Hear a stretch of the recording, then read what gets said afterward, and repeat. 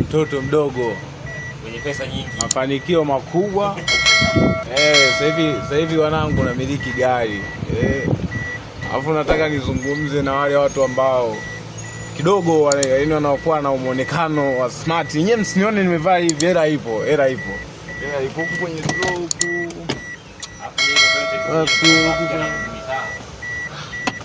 Sema chawa wangu na yeye sijui pesa naziweka wapi. Hebu ngoja nimpigie simu, hela zinakuja. Uko wapi? Zile hela zenyewe ziko wapi? Zimeibiwa? Sasa nishajichomesha huku mtandaoni, nishaambia nina hela. Kwa mitego mingine. Hebu ngoja kwanza niongee hapa na watu kwanza. Bwana, unajua matajiri sisi tunakuaga tunasakamwa sana.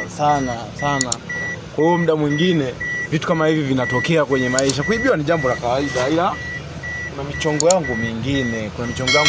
Mimi nitahakikishia kwamba taonyesha hela nilizo. Hela zipo. Hiki kipara hiki ni cha hela.